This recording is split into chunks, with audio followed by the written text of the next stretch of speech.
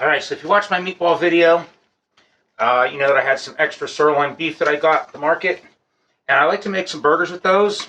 Now, a lot of times people don't like making burgers with sirloin because, again, it doesn't have a lot of fat. But it's actually pretty good if you know what you're doing with it. So, what I do is, I think I may have enough for about 4 burgers.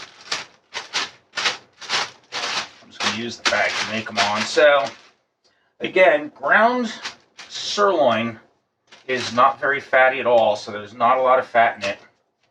And you really need to know what you're doing.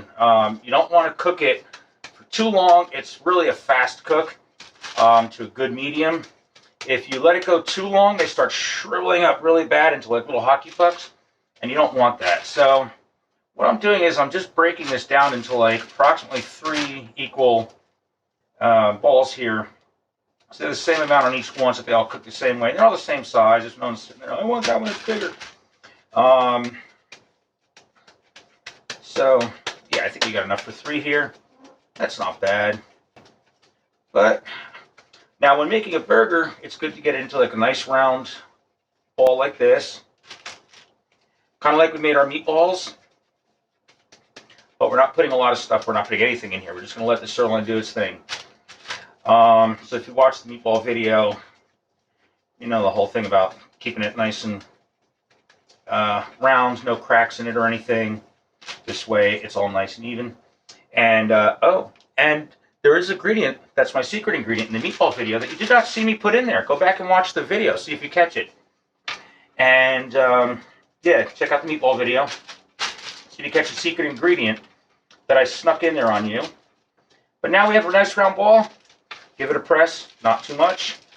Then we have a nice patty. That's it. Nice and easy. And put that one right in here. And we have our other one. Again, nice, even round ball. Do another push. That's it. Not too tight. Get it nice and thick. And you're going to love these later.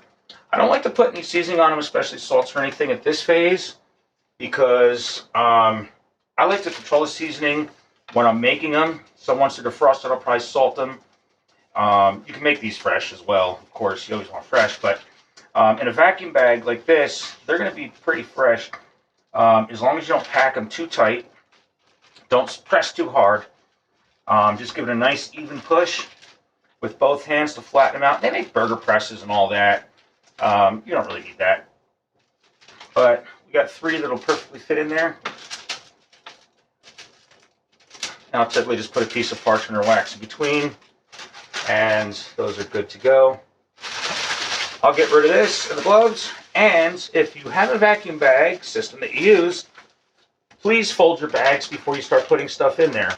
Reason being is then you just unfold it. I know it takes up a little extra bag than what you may want, but it keeps all the food and everything away from that seam and the seal there, and it's going to seal a lot better. There's not going to be any moisture for it not to stick or heat properly or seal right, and it'll definitely help preserve your food longer if you have a proper seal on it. So get it all in there, get a nice little clip, and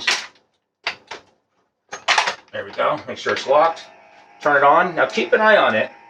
You don't want to press these burgers down too much. You just want to get the air out of there. Once you start seeing the air out, I just put it on to heat. That's going to seal it off. It's not going to press the burgers into each other and flatten them out. If you put these in the freezer like I did for the meatballs, if you watch the meatball video, I'm going to keep those in for 2 hours. I'm doing the rest of the meat and packaging it. You can get them firmed up a little bit before you put them in bags.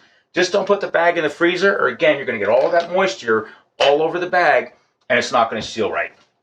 So once that's done, I take it over here. I label it, which I'll do right now.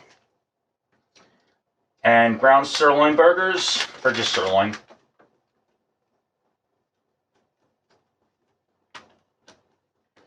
Burgers times 3.